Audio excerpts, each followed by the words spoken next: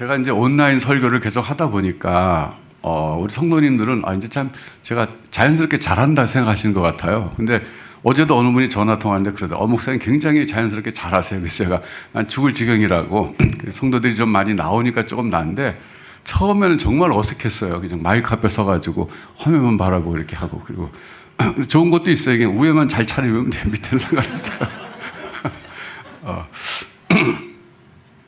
하여튼 이 코로나가 정말 대단한 영향을 우리 모두에게 끼쳤어요. 그 패러다임 시프트라는 게 실감나요. 그 패러다임 시프트 아시잖아요. 그렇죠? 그게 서서히 변화되는 게 아니라 막 갑자기 변화된다는 이론이잖아요. 근데 그 말이 맞더라고요. 이게 생활이 이렇게 갑자기 변화될지 누가 알았어요. 정말 패러다임 시프트가 일어났어요. 그리고 요즘은 코로나가 거의 코로나님이 된 것 같아요.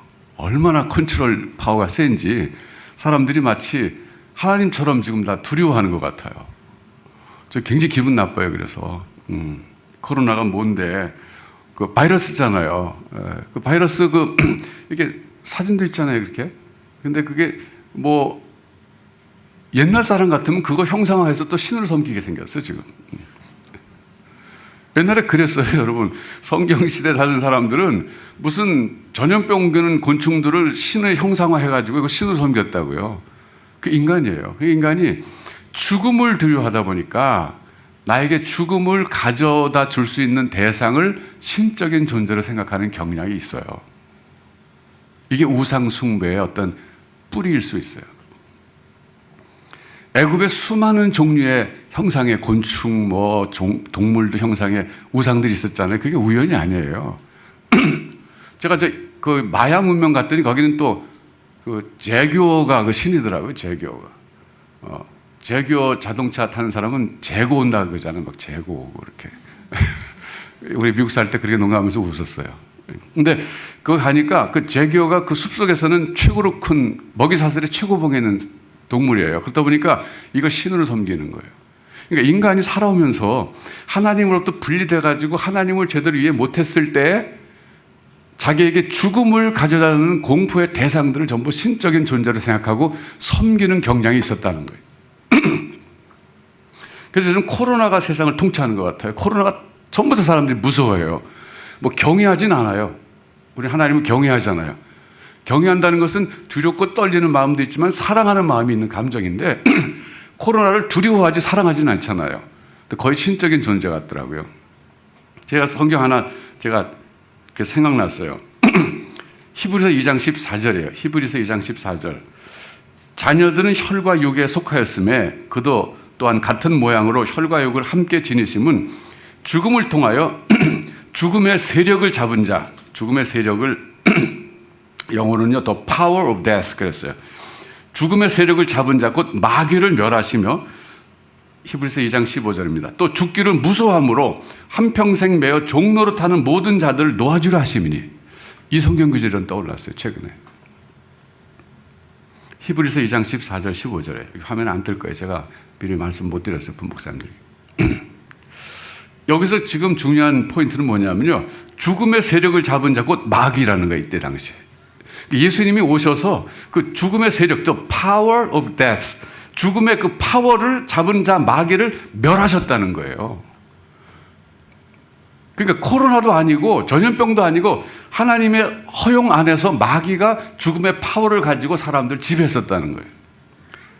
그런데 예수님께서 십자가에서 죽어서 부활하심으로써 그 마귀를 멸하셨다는 거예요. 이 파워 오브 데스를 멸하셨다는 거예요. 그래서 죽기를 무서워하는 사람들, 그래서 한평생 죽음의 종로로 타는 모든 자들을 놓아주려고 주님이 오셨다는 거예요. 저는 그래서 이 말씀 묵상하면서 우리가 요즘 코로나로 인해서 죽음의 그 공포에 시달리고 있는데 우리 지금 너무 시달린다면 주님이 오신 것이 효과가 없지 않는가 이런 생각이 들더라고요. 적어도 우리 예수님의 부활을 믿는 사람들이라면 예수님이 죽음의 파워를 물리치셨고 죽기를 무서워한다. 이게 their fear of death라고 번역했거든요. 영어는 한평생 동안 죽을까 봐 두려워하는, 나를 죽음으로 몰아넣는 모든 대상들로부터 위협을 받고 죽음을 무서워하는 사람들을 놓아주러 오셨는데 우리 노임 받았잖아요. 그럼 우리가 코로나로부터 너무 코로나에 대해서 너무 두려워하고 무서워할 필요는 없지 않는가 이런 생각이 들어요. 그럼 어떻게 생각하세요?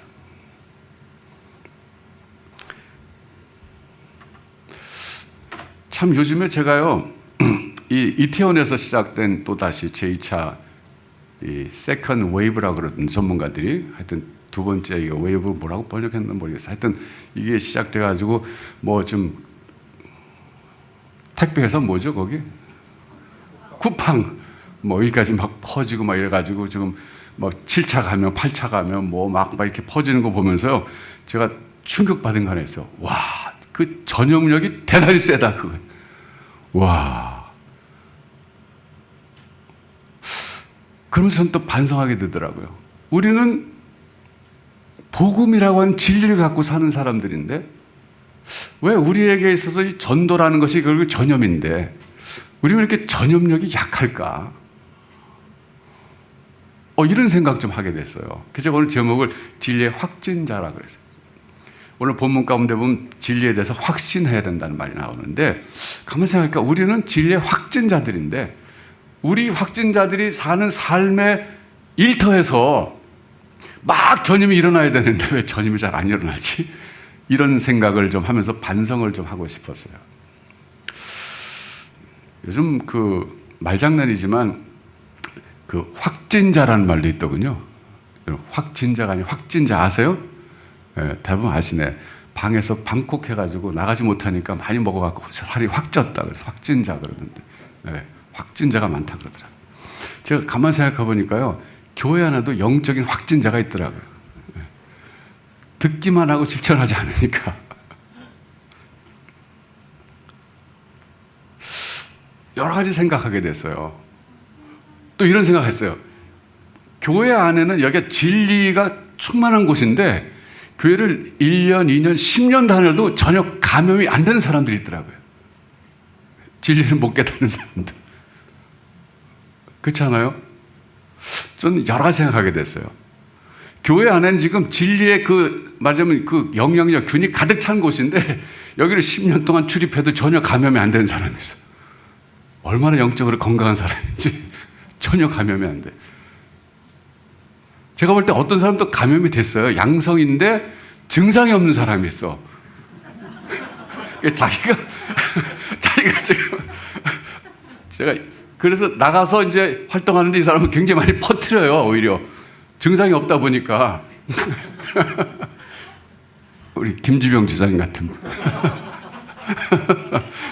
김주병 지사님은 여기 들어오셔서 이제 자기가 감염됐는데 감염된 것도 몰라. 자기는 아직 안 됐대. 자기는 안 됐대. 증상이 없어요. 나가서 사람들한테 많이 옮기고 있어요 지금.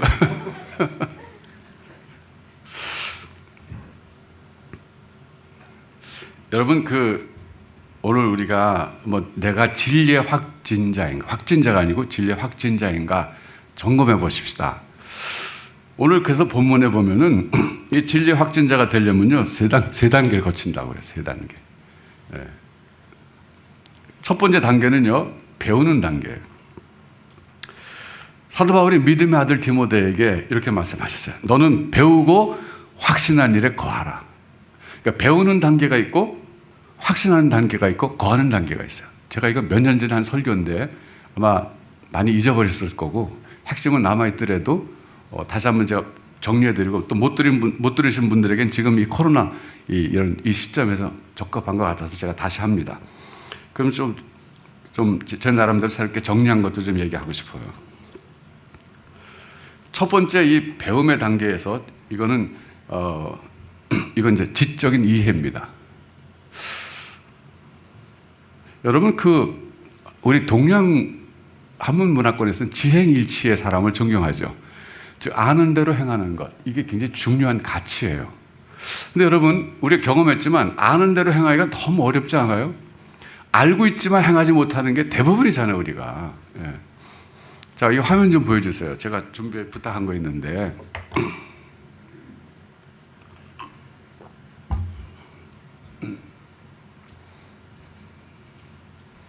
네, 자, 한문이요. 지행일치죠. 네, 그 다음에요. 언행일치, 같은 얘기예요. 말한 대로 행동하는 거. 자, 여기서 자 이제 그림 하나를 그렸지만 지행일치는 지에서 의지로 가는 거예요. 그렇죠? 지행일치란 말은 정이 빠졌어요. 제가 이제 미국 가서 이제 이제 교육학 공부할 때 수업 시간에 뭐 저거는 뭐 지행일치란 말은 뭐 영향은 없지만 그래도 거기서 이제 사람 배우는 학습 과정에 대해서 이제 배울 때였어요. 사람 learning theory가 있어요. 그 학습 이론이 많아요. 어떻게 사람이 배우는가. 그걸 배우는 과정에서 그걸 배웠는데 인간은 아는 대로 행할 수 없다는 거예요. 학습 이론에 의하면. 왜? 정이 빠져서 그때 정. 저 정이 에너지라는 거예요. 에너지. 그 아는 것을 움직일 수 있는 파워. 저게 정인데 그게 확신 단계예요. 그 사람이 아는 대로 행하지 못하는 거는 여러분 반성해 보세요. 나는 왜 알고 있으면서 이걸 내가 행하지 못할까? 그거는요, 확신이 없어서 확신. 그건 어떻게 보면 뼈저린 체험이라고도 할 수 있어요. 경험이죠, 경험. 네. 그래서 절대로 지에서 행으로 곧바로 못 간다 이거예요. 그 중간에 정이 있어야 되는 거예요. 확신하는 단계. 그래서 저는 성경 읽을 때 기가 막힌 게, 야, 어떻게 이거는 정말 옛날에 쓴 건데 정말 영감되게 틀림없다. 그런 생각했어요. 너는 배우고 행하라 그러지 않았어요. 배우고 확신한 일에 거하라. 거한다는 것은 그 머문다는 뜻이잖아요. 그 꾸준히 그렇게 행한다는 뜻이에요.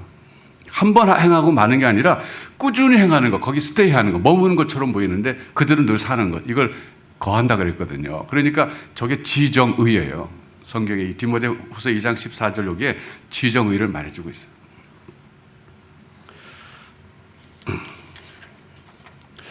여러분, 그러면 어떻게 우리가 배움의 단계에서 효과적으로 배울 수 있을까? 쉽게 말하면요, 우리 교회에서는요, 어성경이 읽어지는 공부하면 참 좋아요. 제가 많은 성경 공부를 지금까지 뭐 가르치기도 하고 또 옆에서 하는 거 봤지만은 어성경이라고 하는 관점은 참 좋은 관점이에요. 이건 예시삼아 관점 아니에요. 이건 많은 신학자들이 그동안 정말 몇백 년에 걸쳐서 전통으로 학문적으로 이어오던 것이 나름대로 하나의 어떤 평신도에 의해서 평신도의 수준의 눈높이에 맞춰서 쉽게 편집된 것이 어성경이에요. 네. 그러니까 신학적 바탕이 아주 든든한 거예요. 정통 라인에 서 있는 거예요. 그래서 이게 쉽거든요. 그래서 배운다 그럴 때 이게 툴이 좋아야 되는데 제가 볼 땐 어성경이 참 좋아요. 그러면서도 염두에 둘 것이 뭐냐면 어떤 성경 교재 가지고 어떤 성경 프로그램 갖고 공부하든 간에 중요한 것은요, 두 가지를 배우려고 노력해야 돼요. 첫째는 15절에 오늘 본문에 보면 15절에 구원에 이르는 지혜를 얻으려고 공부해야 돼요. 성경을 지식을 얻기 위해서 얻는 게 아니에요. 구원에 이르는 그 어떤 지식, 지혜, 진리를 얻기 위해서 구원과 관계된 공부예요, 이거는.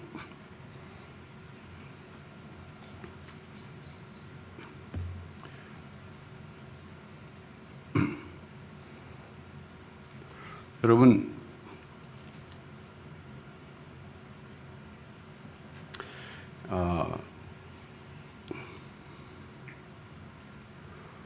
특별히 그건 어디 있냐면요, 디모데후서 3장 15절 한번 가서 보세요. 디모데후서 2장 15절. 3장. 제 3장인데 제가 2장이라 그랬네. 3장. 예. 3장 15절. 또 어려서부터 성경을 알았나니 성경은 능히 너로 하여금 그리스도 예수 안에 있는 믿음으로 말미암아 구원에 이르는 지혜가 있게 하느니라 그랬어요. 그러니까 성경은 어떤 내용을 담고 있냐면 한마디로 말하면 구원에 이르는 지혜를 담고 있는 책이다. 그러니까 어떤 성경 공부 교재를 하든지 간에 여러분이 뭐 다른 데가 성경 공부 하든지 간에 거기서 뭘 배우려고 노력해야 되냐면은 구원에 이르는 지혜를 뭐라고 말하느냐. 이거를 배우기 위해서 집중하셔야 됩니다.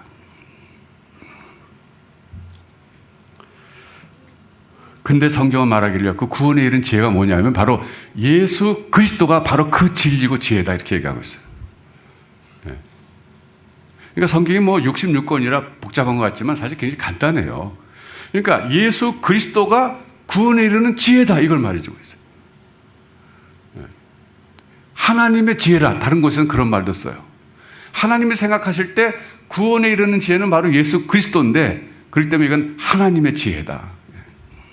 감추어졌던 비밀이다 이런 말도 써요. 때가 되면 하나님이 널리 전하러 가신 진리다 이렇게 말씀하고 계세요.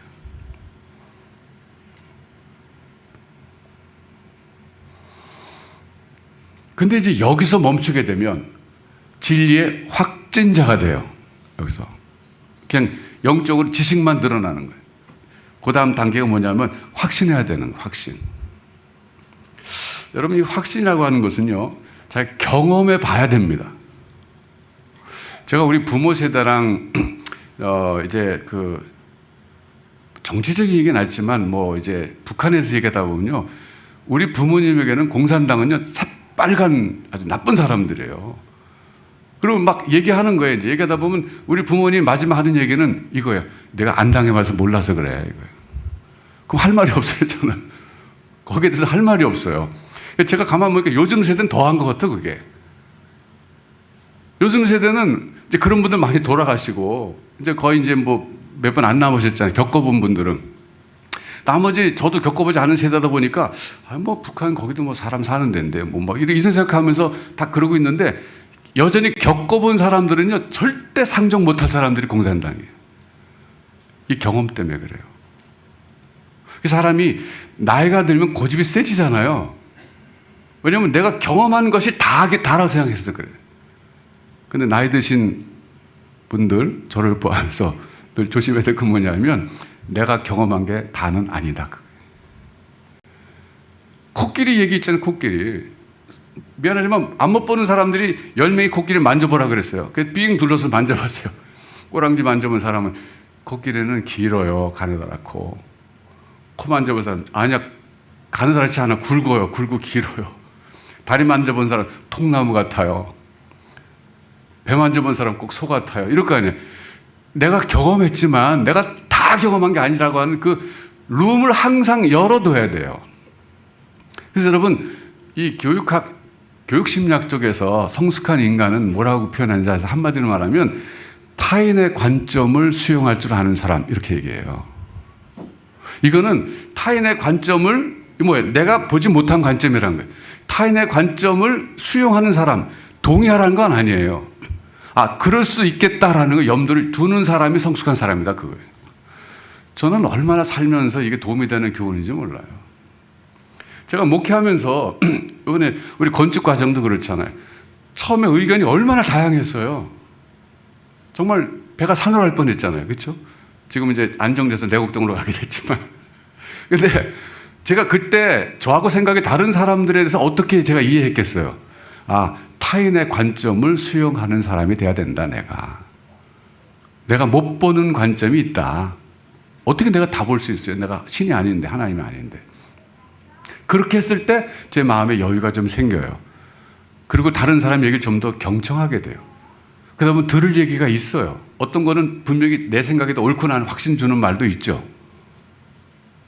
그러니까 여러분, 이 경험이라고 하는 것이 중요하지만은 그러나 이것이 다는 아니다는 거예요.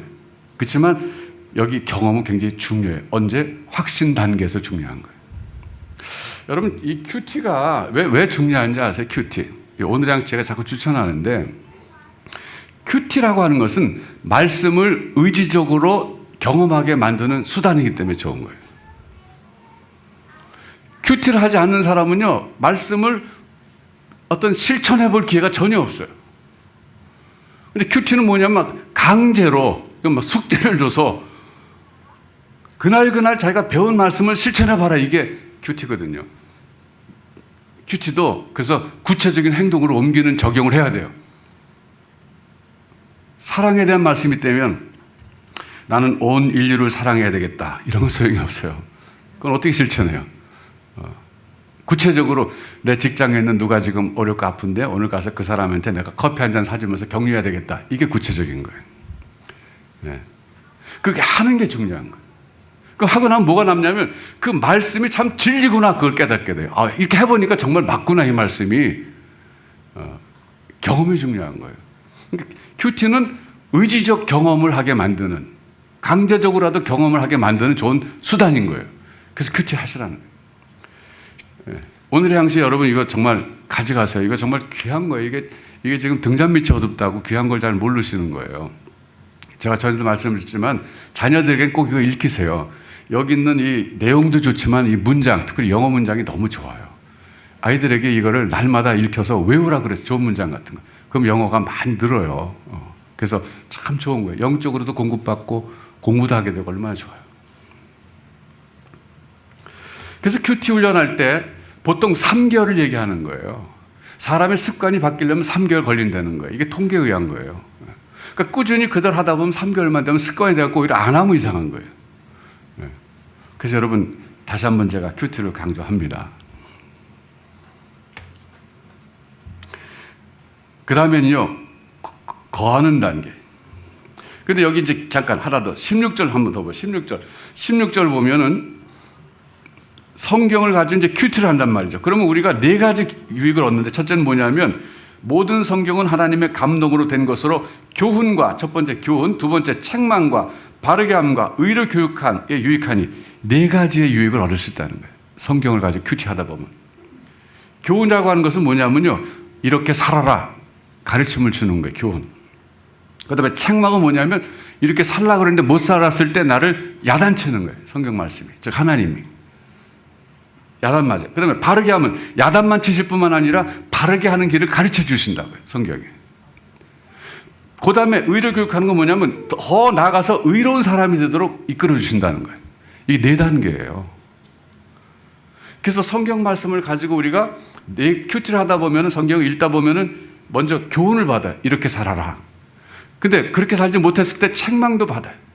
그 다음에 책망하실 뿐만 아니라 바르게 될 수 있는 방법도 가르쳐 주세요. 그 다음에는 더 나아가서 의로워질 수 있는 단계까지 갈 수 있도록 또 깨닫게 하십니다. 이것이 성경의 기능이에요. 자, 이렇게 해서 우리가 이제 확신하게 되는 거예요. 여러분, 배우고 나서 여러분 알고 있는 지식 가운데서 전제까지 계속 알고 있는 것과 한번 실천해서 경험해서 깨달은 것과는 굉장한 차이가 있을 거예요. 제가 시카고에 있을 때 집사님이 계셨는데 그 교회 그분이 골프 선생님이셨어요.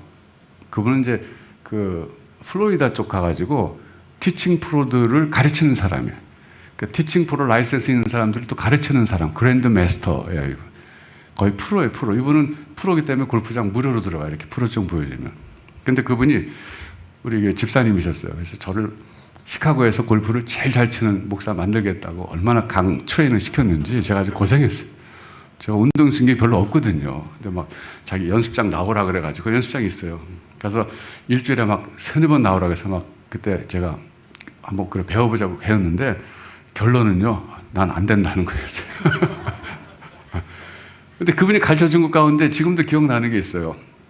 절대 이 머리를 이걸 해답하면 안 되고 머리를 움직이면 안 된다는 거예요. 스윙할 때. 근데 어떻게 머리를 안 움직여요? 치다 보면 막 머리가 그냥 가죠. 아무래도 안 되니까 이분이 나중에 그러다 목사님 그거 방법이 있어요. 해볼래요? 그래서 해볼게 했더니 벽에다가 머리를 대요. 이러고 치래. 이러면은 된다. 이게 연습하라는 거야. 그러면 머리를 절대 안 움직인다는 거야. 그럼 잘 칠 수 있대요. 그래서 제가 해봤겠어, 안 해봤겠어요? 해봤죠. 그러고 나서 해보니까 정말 좀 되더라고요. 근데 그분이 한 얘기가, 목사님, 근데 골프라는 건 재밌어요. 하루 먼저 배운 사람이 그 다음날 배운 사람 가르쳐 주는 게 골프예요. 그러더라고요. 다 될 것 같아서. 근데 막 해보면 안 된다 이거예요. 그만큼 연습이 필요하대요. 그래서 그 프로 선수들은 그 골프채에 거기 그 스윗 스팟이라고 있잖아요. 거기만 맞아갖고. 근데 제 골프채 보면 여기저기 다 맞은 적이 많잖아요. 프로도 골프채는 한 군데만 딱 맞았다고요. 저는 4방을 다 맞았어요. 그거 보면 아는데 그 선수들 젊은 사람들이니까 걔네들은 하루에 보통 뭐 몇천 개를 치는데 똑같은 공을. 그러니까 안 되겠냐 그거죠. 그래서 마지막 가서는요, 골프 잘하는 거는 이게 아니라 배짱이래, 배짱. 박세리가 배짱이 좋아서 이긴 거래요. 그러니까 그런 상황에서 떨지 않고 해야 되는데 연습장에서는 잘하던 애들, 연습할 때 코치가 저기 몇 야드에 붙여 그럼 딱딱 붙인대요. 그런 애들이 있대. 근데 시합에서 못한대. 이 배짱이 없어서 못한대. 어쨌든 그러면서 수많은 골프에 대한 그 이론 있잖아요. 다 배우잖아요. 스윙은 어떻게 하는 거고. 저도 데이비드 리드베러 가는 그 동영상 다 봤어요. 다 보고 다 공부하고 그랬어요. 근데 수없이 봐도 연습하지 않은 꽝이에요. 아무것도 안 되는 거예요. 영적인 세계도 마찬가지. 여러분 골프도요. 그 근육이 있잖아요. 제대로 치는 그 근육이 이렇게 발달돼야 되거든요. 골프 치는 근육으로. 그런데 연습을 해서 그 근육이 커져야 되는데 처음부터 근육이 잘못 형성된 사람은 고치기도 어렵다 그러잖아요. 신앙도 마찬가지. 영적인 근육이 있어요. 그게 연습인데 그게 큐티예요. 그래서 여러분 이 신앙도요. 성장하려면 굉장한 연습이 필요한 거예요. 그냥 되는 거 아니에요.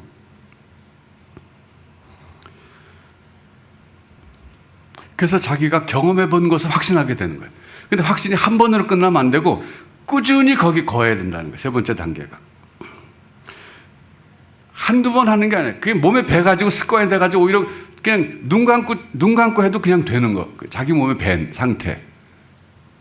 이렇게 돼야 되는 거예요. 그러니까 이게 공자님의 말씀을 빌리자면 종심소욕 불유고라는 거죠.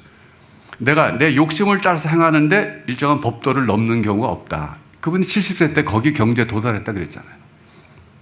이건 뭐냐면 기독교식으로 말하면 내가 내 욕심을 따라 행했는데 그게 하나님 뜻하고 똑같다 이런 뜻이에요. 얼마나 멋있어요. 그렇지, 멋있지. 아유, 오늘 최영민 집사님 아들도 나오셨네. 반가워요. 예. 그래서 여러분 이 영적인 세계도요. 노력하셔야 돼요. 그냥 성장 안 됩니다. 기독교에도 수행이 있어요. 그런 게 그게 수행이에요. 다른 게 수행이 아니에요. 말씀대로 실천해 보려고 애를 쓰는 거예요. 실제 생활 속에서. 그래서 거기에 꾸준히 거하는 사람은 어떤 사람이 되느냐? 17절 봐서 보세요. 17절. 17절에 보면 이는 하나님의 사람으로 온전하게 하며 그랬어요. 여기 온전한 사람은요. 성숙한 사람입니다. 완벽한 사람은 아니에요.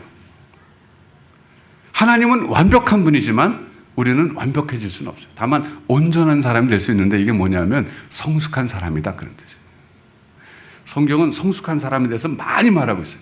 제가 지난번에 팔복의 사람 말했지만 그 팔복의 사람도 성숙한 사람이에요. 여러분 생각해 보세요. 팔복의 사람 이미지를 한번 떠올려 보세요. 얼마나 멋있습니까? 굉장히 성숙한 사람이거든요. 근데 성경 말씀을 이렇게 배우고 확신하고 거할 때 이 온전한 사람이 된다는 거예요. 우리가 사는 목표가 뭐겠어요? 온전한 사람이 되고자 하는 거 아니겠습니까? 여러분 다른 것을 목표로 산다면 여러분 인생 불행해져요. 여러분이 정말 인생을 행복하게 살길 원한다면 여러분의 인생 목표가 분명해야 되는데 그건 뭐냐면 난 성숙한 사람 되겠다. 내 마지막 인생의 그 순간에 가서는 정말 종심소욕 불유고 사람 되겠다. 내가 하나님의 뜻대로 의식적으로 한 것이 아니라 내 욕심대로 따라 살았는데 하나님 뜻에 일치되는 사람이 되겠다. 이렇게 되면 이게 성숙한 사람이 되는 거죠. 근데 성경이 그렇게 해줄 수 있다는 거예요. 두 번째는 17절 하반절에 모든 선한 일을 행할 능력을 갖추게 하려 함이라. 즉 착하게 사는 사람이 된다 이거예요. 선한 일을 도모하면서 사는 사람이 된다. 제가 팔복의 사람 다시 설교할 때도 이걸 강조했죠. 유불선 모든 종교가 동양에서 나왔지만 가르치는 목표는 비슷해요. 대동소예요. 그게 뭐냐면 다 착하게 살아라 그거예요. 오늘 성경 말씀도 마찬가지예요. 여기서 모든 선한 일을 행할 능력을 갖추는 사람이 되도록 하려고 한다 이게.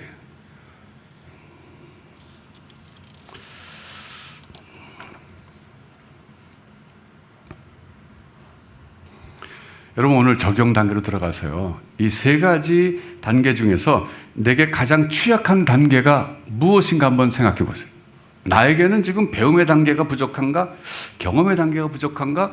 아니면 나는 거하는 단계가 부족한가? 이걸 한번 여러분 생각해 보세요. 배움의 단계가 부족하다고 느끼면요. 성경 공부하셔야 돼요. 배우셔야 돼요. 예수 그리스도가 진리다라고 하는 이걸 배우는데 엄청나게 시간이 걸리는 거예요. 창세기부터 요한계시록 66권이 그걸 말하고 있는 거예요. 너희가 구약을 상세히 연구하거니와 영생을 얻는 줄 생각하고 구약을 상세히 연구하거냐. 그 성경이 곧 내게 대하여 증거하는 것이다. 주님 그러셨잖아요. 아니면 확신이 부족한 사람인가? 그러면요, 여러분 일상생활 속에서 내일부터라도 단순한 것 하나라도 말씀을 의식해서 그 말씀대로 한번 실천해 보려고 하는 이 노력을 한번 해보세요.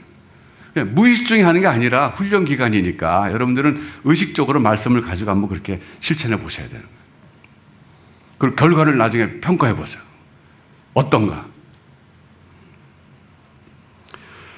거하는데 여러분 좀 연약하다 그러면요, 더 꾸준히 거하기 위해서 한번 노력해 보세요. 그대로 살기 위해서. 자, 오늘 우리가 진리의 확진자로서 살아가는가 한번 돌아보는 시간인데요. 먼저 이렇게 내가 거하는 단계까지 가야 내가 진리의 확진자가 됩니다. 난 양성 환자가 되는 거예요. 그 세상 속에 나가서 내가 노래방을 가든 버스를 타든 택시를 타든 전부 확진자니까 막 옮기는 거예요. 나도 모르게. 생활 속에 전도가 되는 거죠. 여러분, 오늘 이 말씀을 제가 이제 마무리 지면서 다시 한번 처음으로 돌아가서 이 코로나 때문에 우리가 지금 좀 두려워하며 살고 있는데, 여러분 이 코로나가 신적인 존재가 되면 안 됩니다. 여러분 삶 속에서, 여러분 마음 속에서, 생각 속에서 코로나가 여러분에게 두려움의 대상, 신적인 대상이 되면 안 돼요. 그거는 극복하셔야 돼요. 왜? 코로나가 우리에게 줄 수 있는 최대의 고통은 죽음인데, 오늘 분명히 아까 제가 히브리서 2장 여러분 소개해드렸지만 14절 15절 소개해드렸지만 그 죽음의 그 세력이라고 하는 것은 예수님께서 완전히 무너뜨려 버리신 거라는 거예요. 더 이상 우리는 죽기에 무서워하는 그 평생 동안 종노릇한 데서 이미 해방된 사람들이라는 거예요. 만일 내가 지금 코로나 때문에 두려워한다면 난 해방되지 못한 사람이에요. 적용이 안 된 사람이에요 지금. 진리를 배웠는데 적용이 안 된 사람이에요. 그렇다고 해서 우리가 뭐 생활 방역도 무시하고 지침도 어기고 그러는 거 아니에요. 조심할 거 조심해야 돼. 그러나 두려워하는 것은 아니라 이거예요. 내 생명의 주관자는 하나님이시다는 거예요. 절대 코로나가 아니라는 거예요. 내 사업의 온전한 주인도, 내 직장의 최고 통치자도 하나님이시지 코로나가 아니라는 거예요. 정신적으로 먼저 강해져야 됩니다. 그래서 여러분, 오늘은 세상을 코로나가 통치하는 것처럼 보여요. 뭐 그렇잖아요. 코로나가 어디서 발병했다 그러면 뭐 완전히 그 지역이 마비되고 그 뭐 병원이면 뭐 가게면 가게 문 닫고 전부 막 휴업하고 그러잖아요. 이게 완전히 코로나가 지금 파워풀하잖아요. 설사 그렇다 할지라도 세상을 통치하는 것은 하나님이시다. 네, 다시 한번 이걸 우리가 확신하면서 여러분 또 세상에 나가서 힘있게 사시기 바랍니다. 한번 해보세요. 중요한 것은 말씀을 실천해 보는 거예요. 그래서 정말 진리의 확진자가 되는 거예요. 그럴 때 여러분 생활 속에서 주님 여러분 쓰셔서 여러분 주변 사람들에게 좋은 진리를 전파하는 감염 경로로 쓰실 겁니다. 그러면서 여러분들은 점점 성숙한 사람이 될 것이고, 성숙한 사람은 인생에서 가장 행복한 사람이에요. 여러분 이건 좀 한번 깊이 있게 받아들이셨으면 좋겠어요. 내가 아무리 재산을 많이 소유하고 내가 내 분야에서 탑이 된다 할지라도 내 스스로가 난 참 성숙한 사람이다라고 하는 그 자각의식이 없으면 영적으로 심적으로 헛헛할 수밖에 없어요. 난 뭔가 채워지지 않은 게 있다 이거예요. 난 인생에서 뭔가 많은 거 얻었지만 진짜 얻은 것을 얻어야 될 것을 못 얻었다고 하는 그 영적인 허무감, 이런 게 있어요. 왜? 하나님은 인간을 그렇게 만드셨기 때문에 그래요. 그래서 파스칼이 그랬잖아요. 인간의 마음 속에는 예수 그리스도만으로 채워질 수 있는 마음의 공백이 있습니다. 그래서 그게 채워지지 않는 한 인간은 허러울 수밖에 없다는 거예요. 채워지지 않는 영적인 굶주림이 있다는 거예요. 그 사실 생각하시면서 여러분 다시 신앙인으로 한 주간 동안도 승리하다가 오시기 바랍니다. 기도하겠습니다.